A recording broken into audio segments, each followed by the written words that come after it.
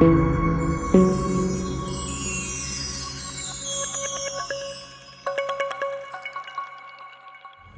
right, so another one got dropped off, another SL. So I'm moving cars around. Just got dropped off from Canada. Look at this, Ontario. Well, that's what the plate says. Canada, baby.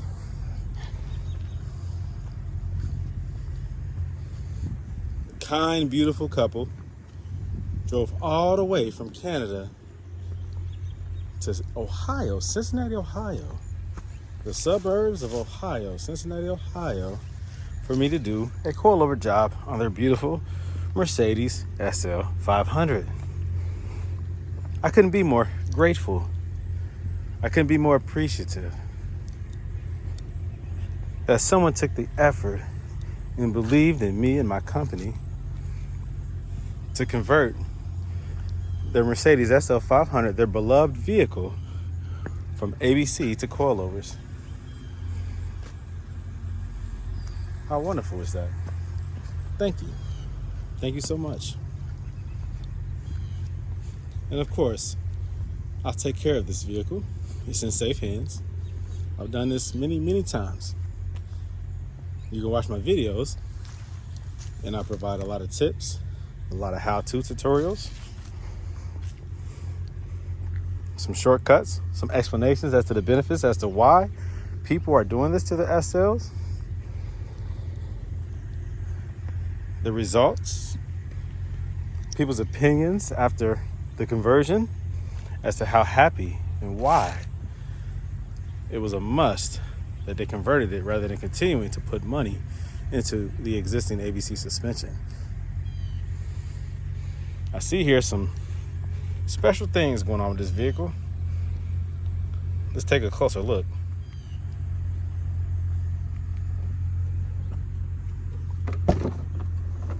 I see here a double DIN screen. Look at that, look at that.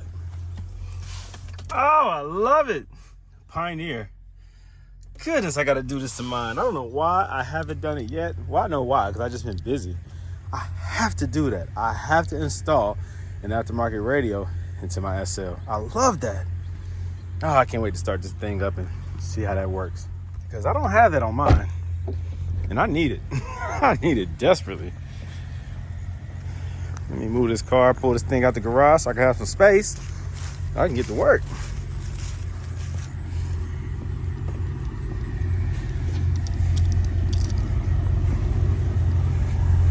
Let me show you the original radio that doesn't work in my SL500.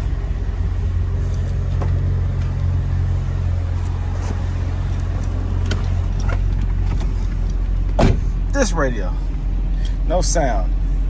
I know it's an amplifier. I'm gonna just get rid of everything. I don't have time for that. OEM is cool when it works, but if you have an option, go with the upgrade. Get rid of the original radio. For years, I've used the FM modulator Bluetooth adapter that allows you to listen to your personal device, your phone, the music from your device. But you know, you don't get the best quality audio-wise or sound-wise. It's not the best quality, but it works. It's, you know, it works. But that's not what I prefer.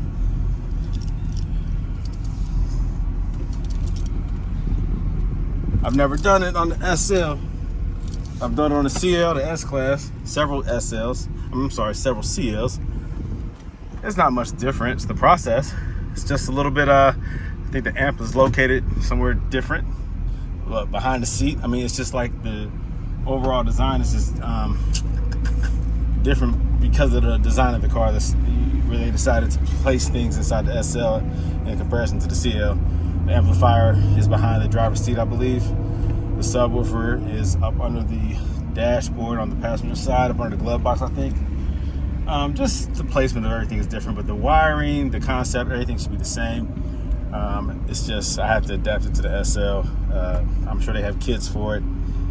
The CL was more difficult in that you had to create things. They didn't make kits, but they do make a kit for the SL. So I'll figure it all out, because I've seen a lot of these come through with the aftermarket double DIN. So It's definitely doable. I just have to go through the process.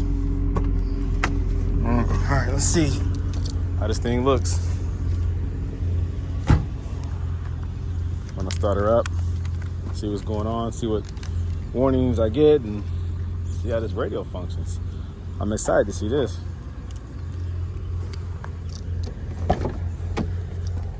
Ugh.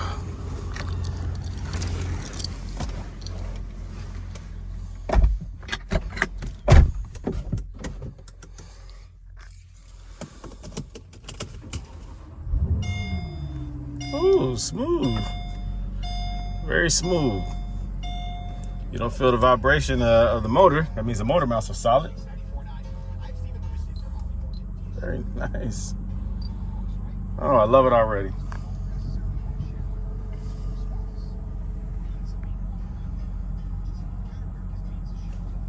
So I wonder if he ran this through the existing amplifier, because when I do it, I'm going to bypass the amplifier. Bluetooth and audio, yeah, we know. So it has the navigation, that's great. Let me see if it works with the controls here. And it does. Ah, you can't beat that. Ah, man, I can't wait to do this to my car. Mileage, 84, nice. I'm telling you guys, most of these SLs that I'm doing have low miles. Now, the one I did right before this one had 195, so that's a little different. But it just shows how strong these vehicles are. The only weak point is the suspension in the convertible top. This guy.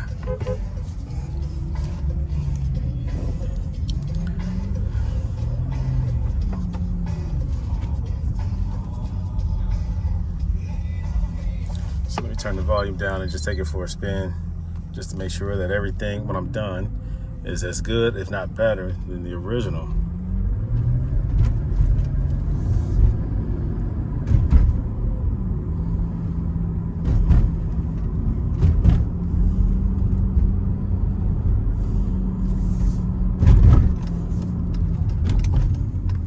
I haven't felt an ABC suspension in a while.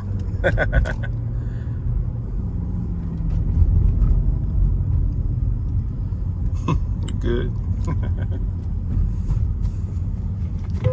Hey, good.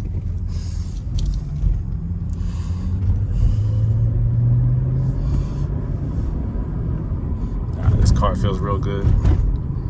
Feels real good.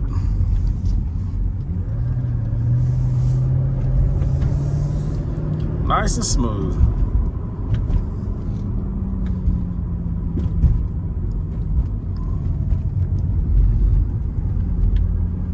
Me like you. Nice. Okay. Let's make sure that when I'm done, it drives just as smooth, but without the worry of ABC failure.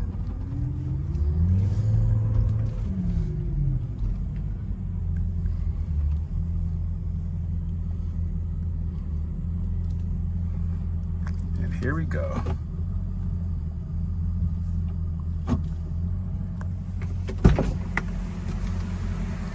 Let's get to work.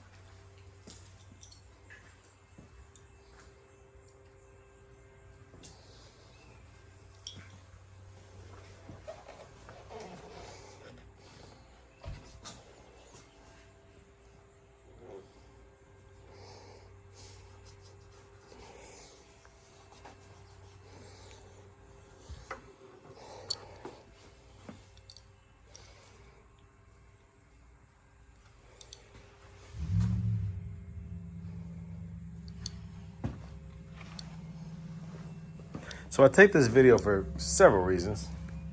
Oftentimes these cars are being delivered through transport, some type of trailer or vehicle that transports vehicles.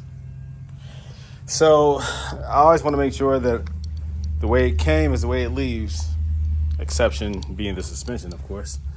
But I don't want to introduce any new scratches or dents or anything that was not there when it was delivered. And so this gives the owner a peace of mind so that they can say, hey, this wasn't there before. Or I want to take responsibility for if it was not there before and I introduced an issue of some sort.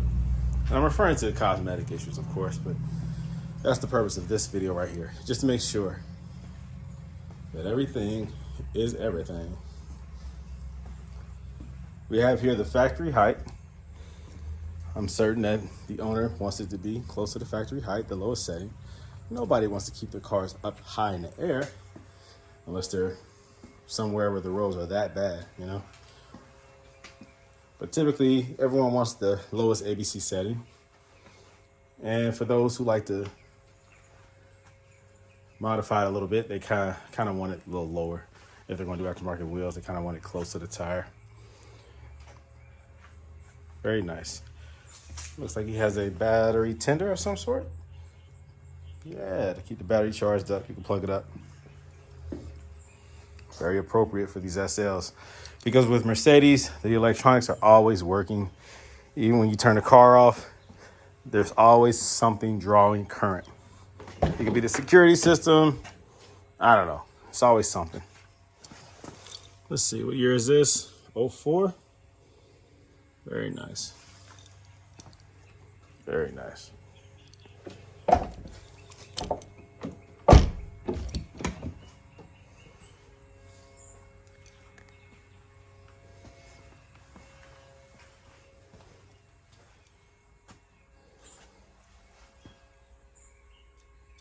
Many people ask me, Brandon, they call me BG because my real name is Brandon Green. BG, why? Why do you love Mercedes so much? Why do you only drive Mercedes? You don't like anybody else, any other car manufacturers? Well, my answer to that is this. Mercedes is known for their luxury, of course, but also their engineering, their forward-thinking designs, their craftsmanship, the high quality of the materials, the engines and the motors that last a long time, the transmissions that shift when they're supposed to and last a long time. The designs are timeless. Nothing is as beautiful consistently as a Mercedes. Yeah, cars come and go. I mean, even Kias and Hyundais are starting to look good. But nothing has been as consistent and ahead of its time as a Mercedes-Benz. Nothing gets the respect as a Mercedes-Benz. Yeah, there's a couple higher-end car manufacturers out there, but can't afford them. Rolls-Royce, Lamborghini, who can afford these cars? Bentleys, who can afford them? But a Mercedes is now affordable. You can get these cars at a reasonable price. You probably have to wait about 5 to 10 years before the price drops low enough for you to want to spend the money. But it's worth it when you buy it because guess what? Even if you get a used Mercedes, it'll still look better than everything that's on the road. It'll look better than most new cars that are being put out. I get a little tongue-tied sometimes when I talk about it because I love Mercedes so much. Out of all car manufacturers, there's many out there that are good quality cars, such as Toyota and Lexus, and I'll stop right there because everybody else, they're catching up, you know? People are putting out better cars. They're putting more money into their engineering, into their R&D. They're learning that you have to keep up. You can't keep cutting costs in order to make profits. You have to also keep up with the quality of your build. But still, car manufacturers are not really concerned about cars lasting 10 plus years.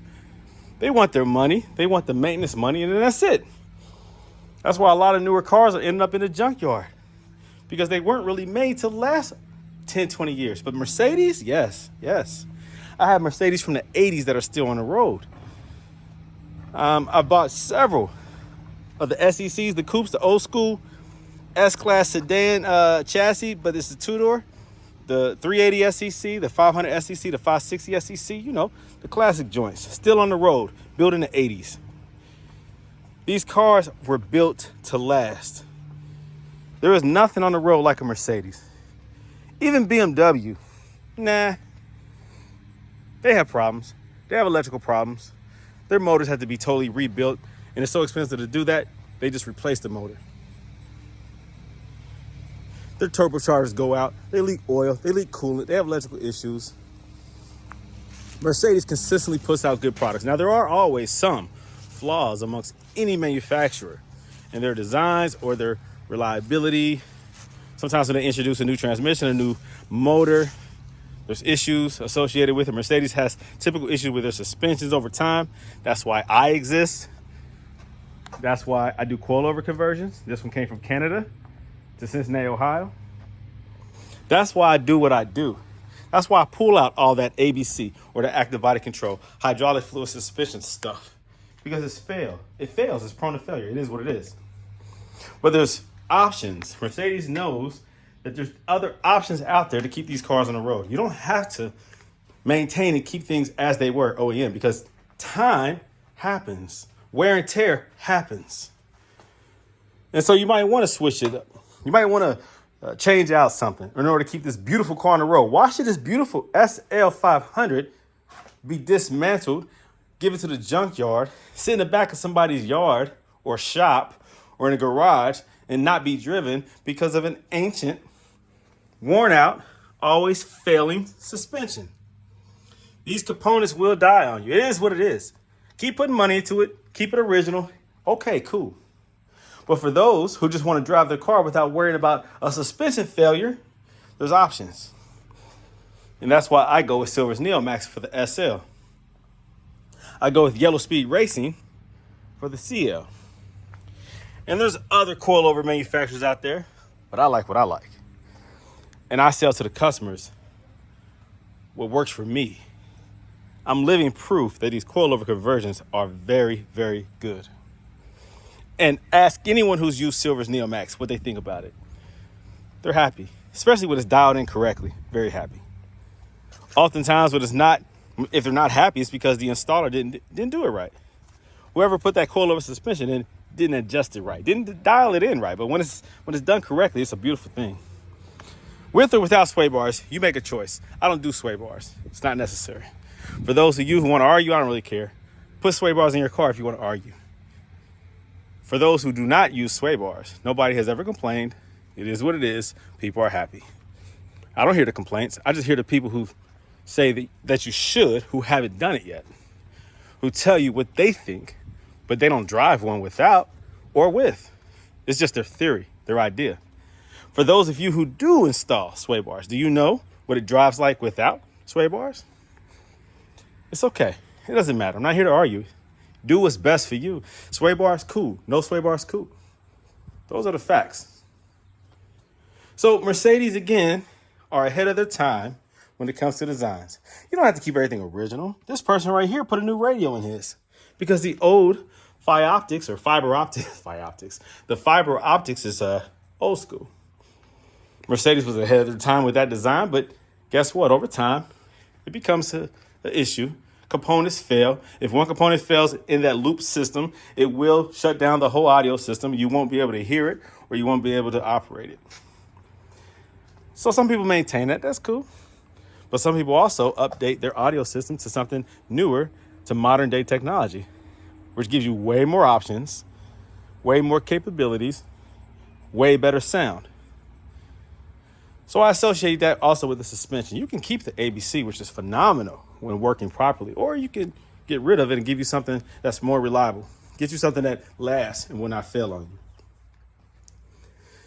Are you dumbing down a vehicle? Somebody might think you're dumbing down a vehicle when you pull out the fiber optics, the audio sound. Some people think it drives better with the coilovers.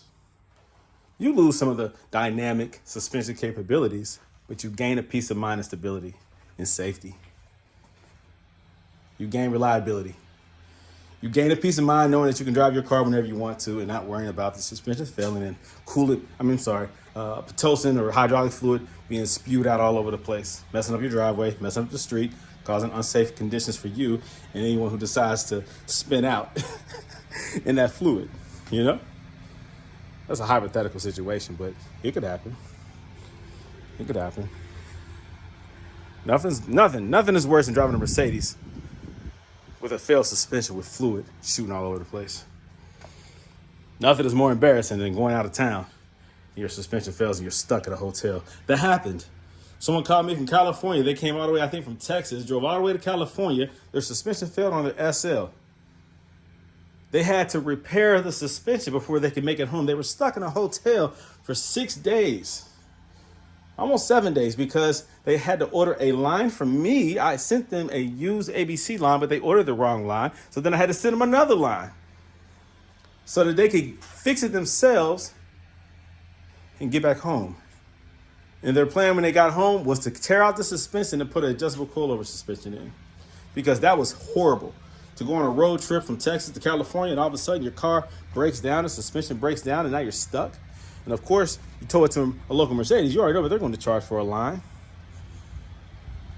Thankfully, he was mechanically inclined and he did it himself. He installed the line himself. But how embarrassing and how inconvenient is that? You see, you have to consider not just your situation, but others. That's why I exist. Everyone's situation is unique. The reason why they own a car is unique. And so you can't speak for everyone. And I cannot speak for everyone. I know for a fact that some people will keep ABC. I'm cool with that. But for those who want to get rid of ABC, I will be doing them a disservice if I caved into the pressure of such purists who do not want to change out ABC, who think that ABC is the best thing since sliced bread. Getting rid of it is depreciating your vehicle. Beauty is in the eye of the beholder.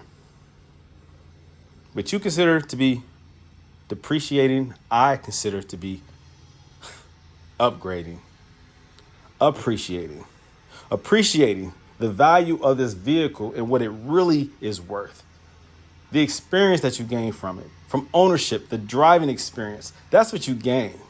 And that appreciates over time, because over time you compare it to other cars that's on the road and there's nothing like it. So in my eyes, to me, you're not depreciating your vehicle, you're appreciating your vehicle. So consider it, guys.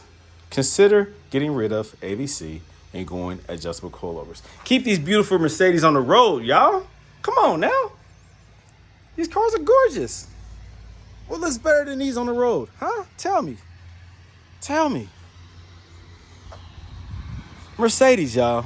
Come on now. Love your Mercedes. Do whatever you got to do to keep it on the road, guys. Enjoy them. Love them. Drive them. Don't just look at them in your driveway or in the garage. Drive these bad boys. They're worth it. Come on, guys. Mercedes, baby. You know what it is.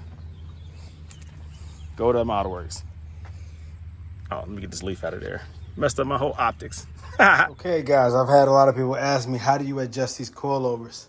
These are the Silver's Neomax adjustable coilovers for the R230 SL500, in this case 2004, but we're talking about 2002 up to 2011, or maybe 13, I don't know. I think 2011. Let me do the math here. Let me see. Yeah, I think 2011. Okay, anyways, so you know what I'm talking about, the R230. So when you install these coilovers, now these are the front adjustable coilovers, the Silver's Neomax. So I adjust them before I install them. When I first used to install these onto the SLs, I would get them into the ballpark and then I would do the final adjustments once I install them. It was all trial and error. And then they changed the length, overall length of these struts, because initially they were too short. The threaded body did not have enough thread where it felt safe. Although it was safe, they decided to lengthen the lower half of the body so that you can get more thread in at the proper height. So my recommended earlier videos were different. I used to say 2 inches, then 1.5 inches, then 1 inch. Well, 1 inch is the answer all the way around, the rear and the front. Before installation, I increased the length out the box. Out the box is not the proper length. You do have to adjust these before installation. I do a final adjustment and then I install it. At this height or at this measurement, I seldom have to make any more adjustments after installation.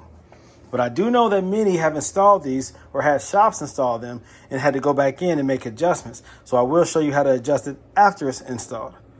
But trust me on this measurement. With the current length of the current SL R230 Silver's Neomax coilovers. 1 inch all the way around is the proper height adjustment. What is this 1 inch that I'm referring to? I lengthen the total length of the coilover when I remove it out the box.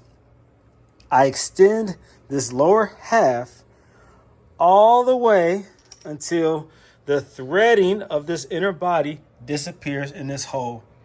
Once the threads disappear, I stop and I decrease the length by 1 inch. I measure from the top of here of this body, the dark gray.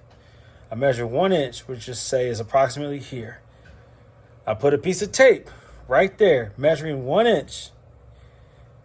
Of course, with this collar out of the way, this locking collar is up here somewhere. I move it out the way, of course.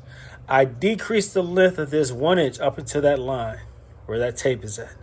Then I lower down the locking collar and I lock it in place. The preload is set tight, but not tight enough. I increase this, I tighten this one until I can no longer get it hand tightened. And then I lock the locking collar onto it. It comes with tools to do that. You can use a flathead screwdriver and a hammer, whatever you decide to use to lock this collar onto this. You turn them the opposite direction and it locks it in place if you use the tools. So again, I hand tighten the preload where it no longer moves by hand. I'm pretty strong, but I do it by hand where there's enough tension where it's hard for me to turn it. And then I use the locking collar and tighten it up right there. Again, with this right here, out the box, increase the length until the threads disappear in this hole. If you don't see this hole, it's hidden by this decal, this sticker. Feel around, find the hole, cut it out, cut off the plastic or the sticker so that you can see the hole. That's what I had to do on the other side. Unthreaden this lower half until the threads disappear. Increase the length of this, all right? You're turning it, in this case, you're turning it counterclockwise this way to bring it down. Once you get it down to where the threads disappear, then you clockwise turn it this way and it starts to thread up until that pre-measured line. 1 inch, front and rear. Do the same thing, front and rear, 1 inch. Tighten it down, install it, you're good. That's perfect spacing all the way around. Seldom do you ever have to adjust it beyond that. It's about a 1 inch gap between the tire and the fender. That's about the lowest factory ABC height. It will settle a little bit, but it settles perfectly, I'm telling you guys. It's like a perfect height. It might be, let me see, it might be an inch, inch and a half, whatever. It settles to like the perfect height. The gap between the tire and the fender is perfect. Now, if you like it lowered, then go from there. If you want it lowered, then maybe instead of 1 inch, maybe do an inch and a half. But basically, you're going to determine how the car sits. 1 inch pre-measured is perfect. Anything less than that, you can go by that on your own. 1 inch all the way around is perfect. Now, I'll show you how to measure it or how to adjust it once it's installed. Okay, so after installation, the proper way, and this is the front, it applies to the rear too. The rear is just harder to do. But the way you adjust the height is you obviously jack the car up, take the wheel off, and this is what you see. Now you have to, I always say, loosen the preload collar. Now, why do I say that? Because even though this whole strut rides on a bearing at the top that turns, like when you turn your front wheels, it allows the coil over, or the strut itself, to turn slightly to the left, slightly to the right. There's a bearing that it rides on so that the spring itself doesn't bind.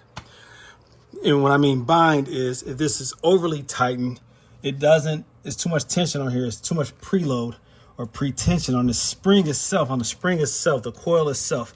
And it will bind because it won't allow it to freely spin on that bearing. The whole strut will turn on that bearing, allowing the spring to do what it's supposed to do. But if there's too much tension on it preload, then it will bind and that spring will pop. You hear a popping noise when you turn. You'll hear that metallic popping noise. That's the spring trying to spin freely and being forced to pop instead of move easily or smoothly, the way the strut is designed to ride on that bearing. Hope that makes sense. Okay, so you have to loosen up that preload, because if you don't, if you just start turning this thing, once you loosen up this preload collar, I'm sorry, the locking collar down here, if you start twisting this without loosening this, it has a tendency under tension to tighten up the preload as well as you're turning this. It's hard to make sense of what I'm saying, but it's true. Sometimes this right here will turn with the body and will tighten up, or it will loosen up. So to prevent that from happening, you have to loosen up that preload collar. So that locking collar right here, I loosen that up. I loosen up the preload so that the spring is loose, so that the coil itself is loose enough to rattle and move around. Then I unlock this one. You turn this counterclockwise as if you're bringing it up to thread it. That unlocks it. That allows you now to take your hand and twist this whole threaded body, and that, if you turn it counterclockwise this way, then that increases the length of the strut. If you turn it this way clockwise, then that tightens it down or decreases the length of the strut, which will lower the vehicle. So if you increase the length of the strut, it raises the car. If you decrease the length of the strut, it lowers the car. Then in reverse fashion, once you get to the desired height, then you tighten the locking collar first, and then you tighten the preload. So the perch, or the collar that the spring actually sits on, get that to where you want it to be. Make sure there's tension there. Turn it by hand until you can't turn it by your hand anymore, and do one good turn. And then you tighten this locking collar up underneath it. So you should not have any loose rattling of that spring. It should be tight. There should be load on it. Not too much though. You don't want spring binding. You want this coilover to continue to turn freely on that bearing so it doesn't bind. What am I talking about? Let me show you. Well, I can do it by hand. But I can't do it by hand. So when you turn, there is tension on this coilover. It allows it to turn slightly to the left, slightly to the right. The bearing allows it to do that. It's just what it is. It's just steering geometry. It's what it is. The coilover needs to turn a little bit. It needs to twist a little bit. Too much preload, the spring will pop. If you hear a popping noise, you have too much preload. If you hear rattling when you lift the car up, there's not enough tension. Just trust me. Lock everything back and you're good. Again, loosen the preload, make your adjustments. Okay, loosen the preload, loosen this locking collar, make your adjustments, tighten up this locking collar clockwise to lock it back down, and then do your collar up here, your preload, and use the locking collar to lock the perch in place. And that's how you make your adjustments. You take the wheel off, you raise the car, take the wheel off, get access to it. The front is very easy. It's all right there. The back is not so easy. I'll show you. It's the same thing with the rear regarding how you adjust them before you install them. The rear is more critical because it's hard to get access to the rear. There's less space, less room for you to go in there, especially with the tools that they supply. You can't really go in there with those tools. I mean, it's very difficult. You don't have the leverage, you don't have the space. So it's very important that you preset these before installation. So out the box, they come just like this. This is the fresh out the box length. Of course, you're going to adjust that. You can see right there the thread. That, of course, is not the correct overall length. If you look at the preload, you can turn it by hand. It's kind of hard to do with me holding this phone. Let me see if I can show you. Hold on. See how strong I am with one hand. Hold on. Okay. You see I can turn it, and the only thing I have supporting it is my knee. Oh. So that's telling you right there that that is not tight as it should be, right? Okay. What I would do is I will tighten this by hand until I can no longer tighten it, and then I will use the locking collar. All right, so tighten it by hand. I'm pretty strong, like I said, and then go ahead and lock it. Now this right here, the bottom half, loosen that collar and extend it. I turn it upside down like this, or I hold it, because I'm doing it with just one hand. And I'm going to extend it until that thread disappears in the hole.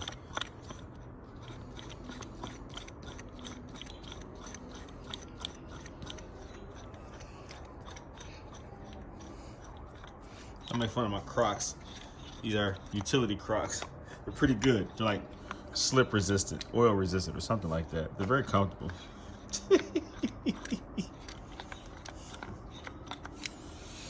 Oh, shoot, this is a hard one. Hand, my knees. Hold on. Almost there. It's a lot of thread. And I'm gonna do the same thing, guys. I'm gonna go until the threads disappear. One hand takes forever.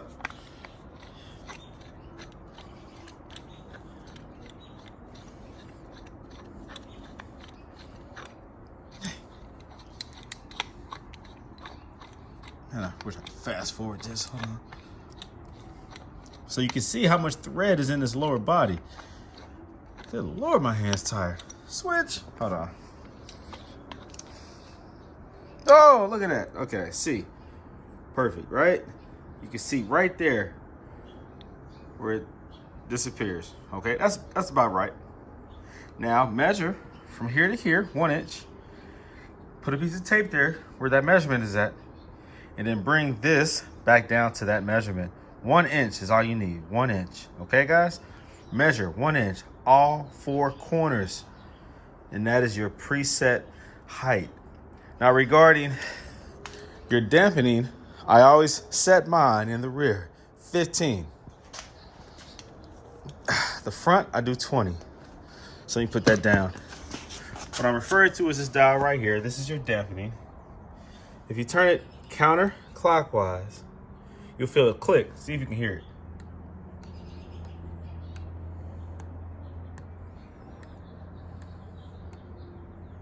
Okay? You go slowly. Don't turn it real fast. Turn it slow until it stops. That's full soft. Now, click it one at a time, clockwise, and that will give you your firmness. That will go hard. You can see right here what it says. Okay? 1, 2, 3, 4, 5, 6, 7, 8, 9, 10, 11, 12, 13, 14, 15. That's it. That's your starting point right there, 15. That's for the rear. Do the same thing here. It probably starts off at like 7. 1, 2, 3, 4, 5, 6, 7, 8, 9, 10, 11, 12, 13. Okay, so it was preset at 13. You don't want to start it at whatever Silver's Neomax preset it at. You need to start it at 15. So all the way soft, which is full counterclockwise, and then start clicking one at a time. 1, 2, 3, 4, 5, 6, 7, 8, 9, 10, 11, 12, 13, 14, 15. Boom. Now do the same thing with that one. Adjust that with full length where the threads disappear, then bring it down 1 inch. So I still have to bring it down 1 inch. I still have to grab my measuring tape. I measure 1 inch from here to here. Make sure I didn't twist it too much. Make sure the threads are right. Right, as soon as the threads disappear. All right, you can see the top of the threaded body just a little bit, that little chrome that you see in there. All right, bring it down 1 inch. Do the same thing here. Extend it and bring it down 1 inch. Put the locking collar on there and you're good to go. The preload, make sure that you can no longer turn it by hand and then lock it, okay? I usually will say, tighten it up by hand and then one complete turn and then lock it. And that's perfect, okay? It's not difficult, guys. When you install it, it's much harder to make the adjustments. After installation, I use a long flathead screwdriver and a hammer to loosen the preload. And then I twist Well, I also loosen the locking collar at the bottom, and then I have to twist it with my hand. And it's, if you have arthritis, forget about it. I mean, it's hard to do, but you got to get a good grip. Sometimes I will put gloves on. If the car's been driven for a while and it has a buildup of dirt and dust or whatever, just road grime, whatever, then it makes it more difficult because it's just whatever. It makes it more difficult to adjust it. So you put gloves on to get a good grip on that threaded body in order to twist it. But when it's brand new and fresh, they're easy to twist, but you still don't have the leverage or the room inside that rear wheel well to get in there. It's harder to do. It's not impossible. It's harder, okay? The front is very easy. The rear is a little more difficult. I'll show you what I'm talking about. Hold on.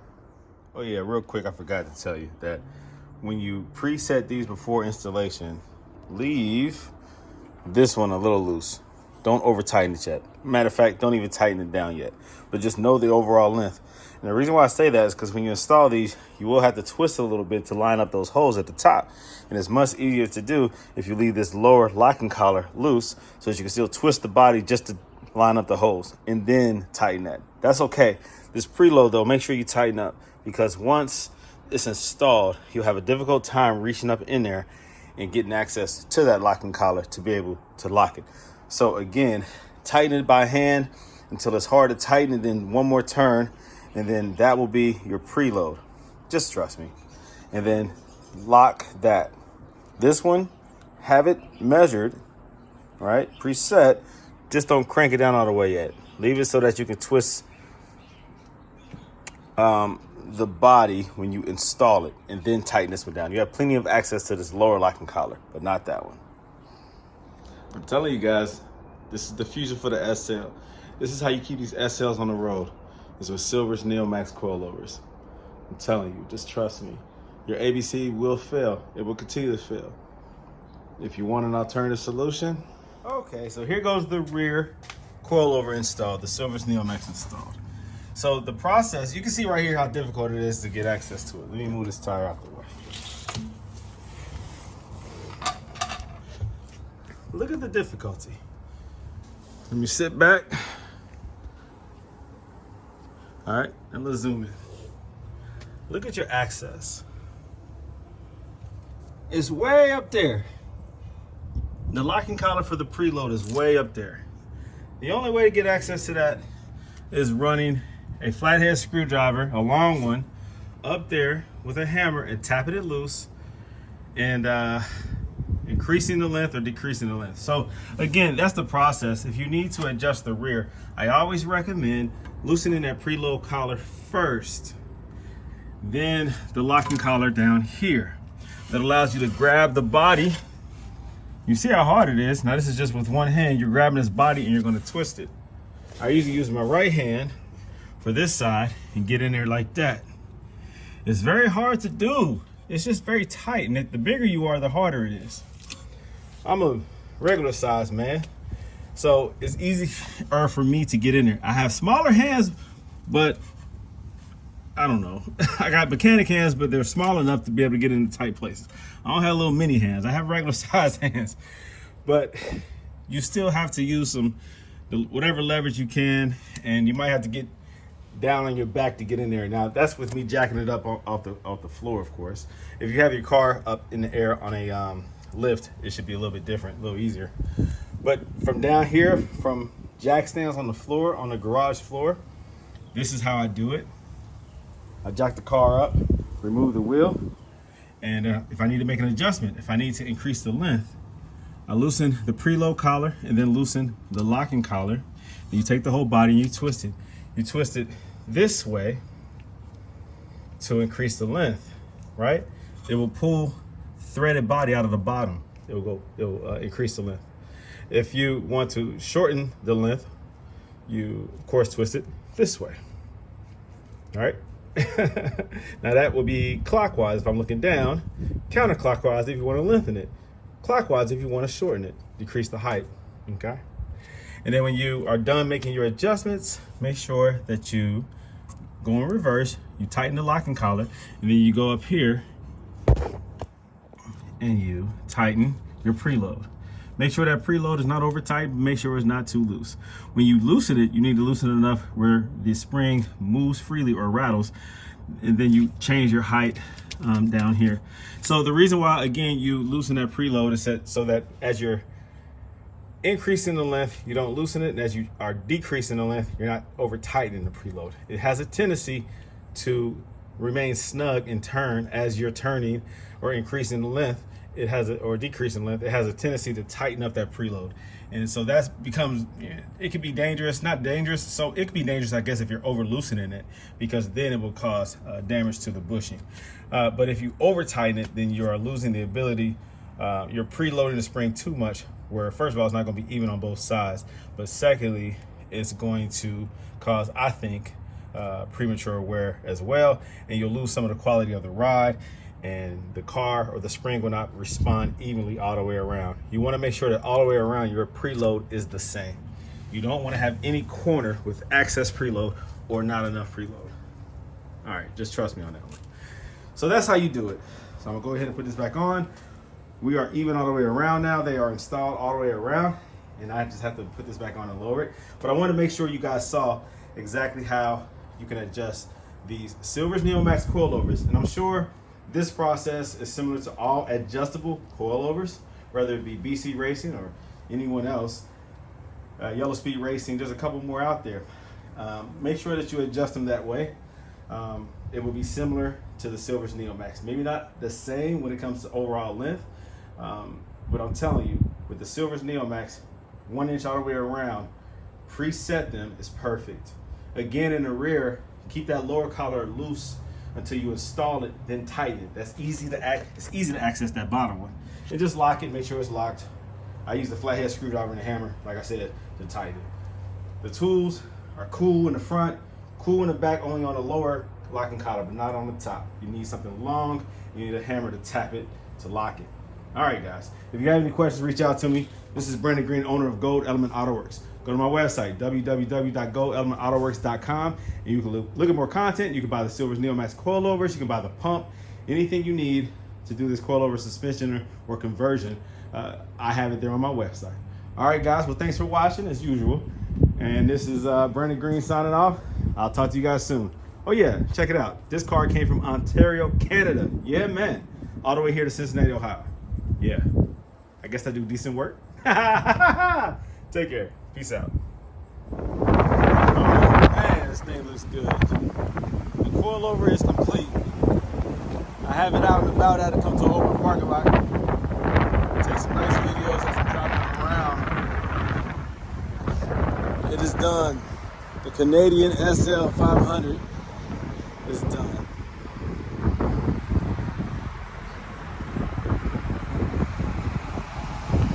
This is pretty nice, right? It's good. Drives very well. Drives very well. You'll be very pleased. I'm very pleased. Looks really good, man. Really good. As I said earlier, I have the front set at 20. The dampening set is in the rear set at 15.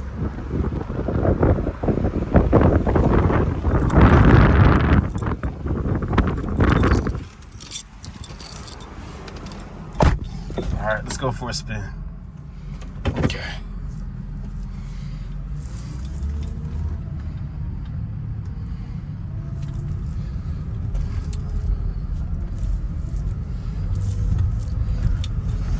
Power steering feels good. As you know, I pulled out the ABC tandem pump and installed a standard power steering. Feels real good, real good. Solid, responsive handling. Not overly soft, not overly firm.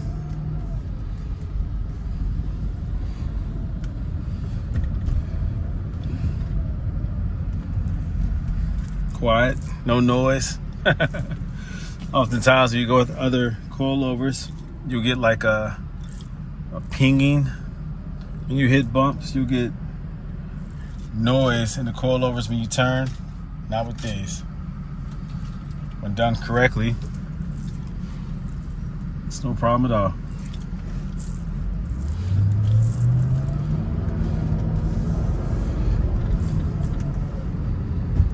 There's not many cars on the road that look as good as the SL. Promise you that. And now you can drive this car without ever worrying about ABC failure. Man, I love this radio. Look at that.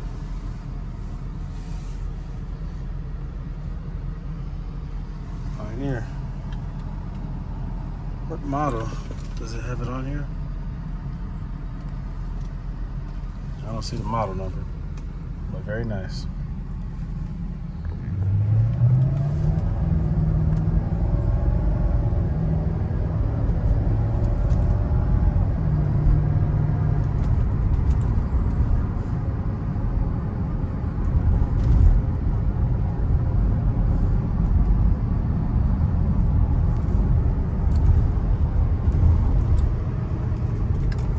Let's go for a little bit of a spirited drive. Get through this traffic first.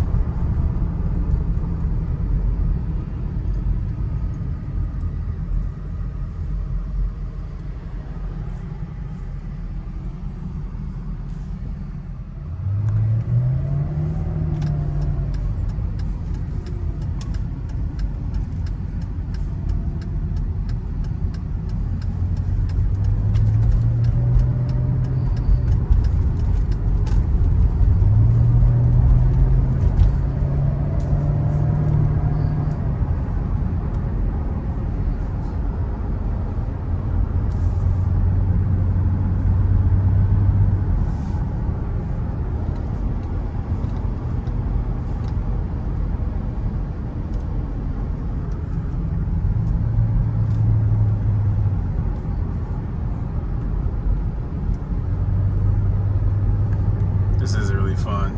Hold on. Let me pause it and wait till I really get to where I want to be. All right. Now I'm where I want to be.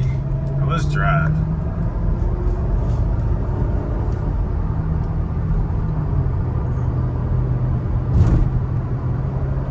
It's taking bumps, no problem. Smooth driving. Feels great.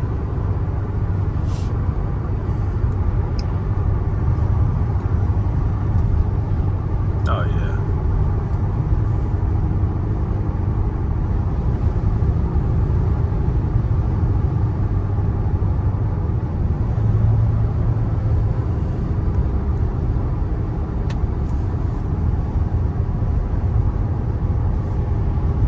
Yeah, he'll be more than happy with this.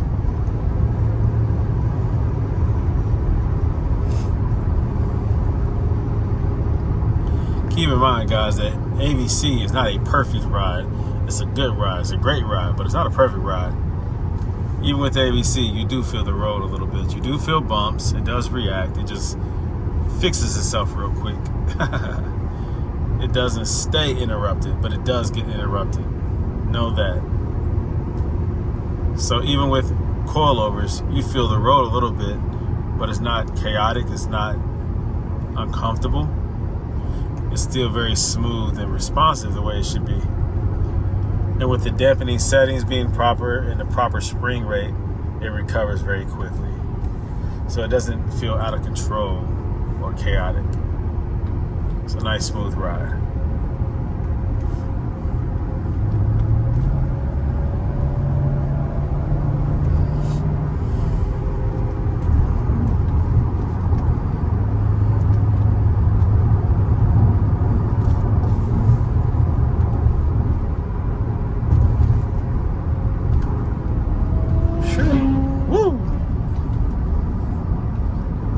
That motorcycle would have lost traction coming around that corner. That's why I drive cars and not bikes. A lot of people ask me, why don't you drive motorcycles? You seem like you'd be a motorcycle guy. Nah, I'm a life guy. I don't want to die. I want to live. I want to live. Yeah, not me. Nope. Motorcycles are cool, but too dangerous for me. Plus, in my other line of work, firefighter, EMT, I do see motorcycle accidents, and I don't like how they turn out. So I'd rather drive a fast car, a powerful car. I do drive fast sometimes. I'm not going to tell you what my max speed limit was in my wide body Mercedes SL500 AMG, but because there is no limiter on that, because I have the stage 2 Euro Eurocharge tune, stage 2, and the limiter has been removed. So I'm able to drive that one hard and fast.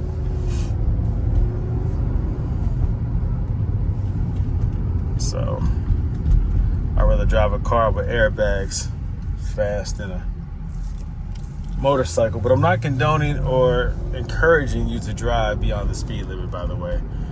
I'm just saying, I know that if I had a motorcycle, I would drive crazy just because I know me. And motorcycles are so cool and powerful and dangerous. All right, so back to the SL. The SL is a very well-engineered vehicle. The ABC active body control suspension is very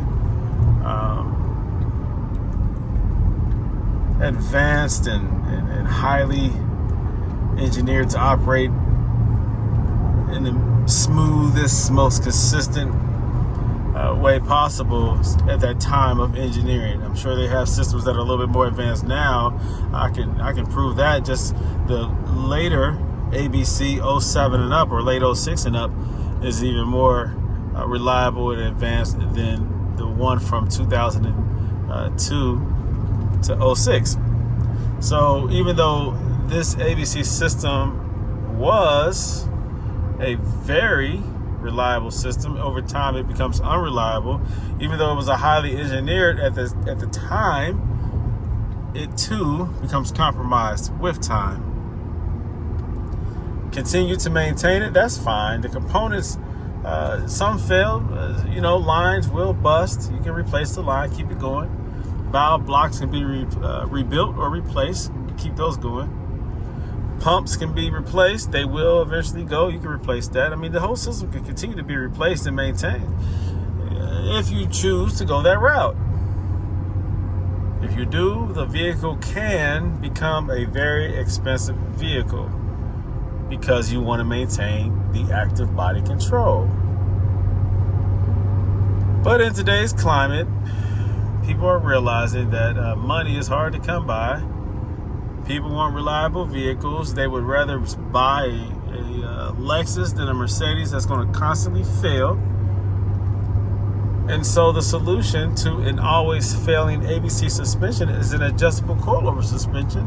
And then you can just enjoy driving the car. I mean, seldom do people buy an SL because they're so impressed by the suspension. I want an SL only because of the ABC suspension. No, that's a plus.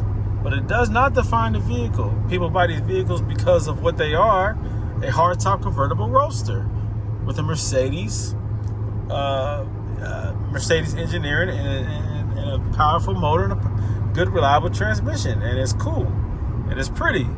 It's unique. The suspension is a plus, but is not the vehicle. A Mercedes is what a Mercedes is, whether it has ABC or coilover or aromatic. It's still a Mercedes, man. When a person jumps in your car and says, "Ooh, I want to drive with you, I want to roll with you, can I get in your car? Can I get in your Mercedes?" Hold on, wait a minute. Does it still have ABC, or is it being converted to coilovers? Don't nobody care about that crap. Only you as the owner does. But I bet you what they do care about is getting to the destination safely. And with ABC, unfortunately, that's not guaranteed. So when somebody hates on or gives those who converts to coilovers a hard time, well, that's a person problem. That person has a problem. It doesn't mean that your vehicle is less than any other vehicle that's on the road, or less than what it was designed for. It's designed to be driven comfortably. It's designed to be reliable. If anything, you have used the vehicle the way it is intended to be used, and that's driven. Whatever modifications you have to make, whatever adaptations, that's proper, you have to make this car stay on the road and able to be enjoyed, you do what you got to do. Fix your ABC or replace it with coilovers. I'm here to tell you that this is a very, very nice car.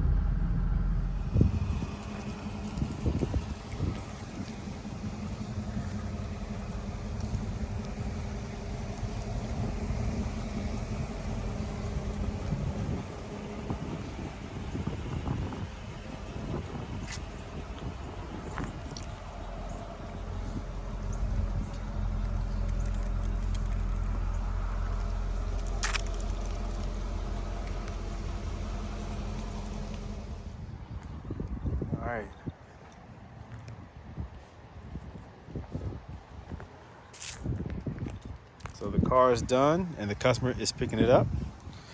He's camera shy, so he doesn't really want to be on camera. But him and his wife came all the way from Canada to pick up this beautiful example of an SL500. Let me turn the camera off. Yeah, that is beautiful. No, what a nice couple.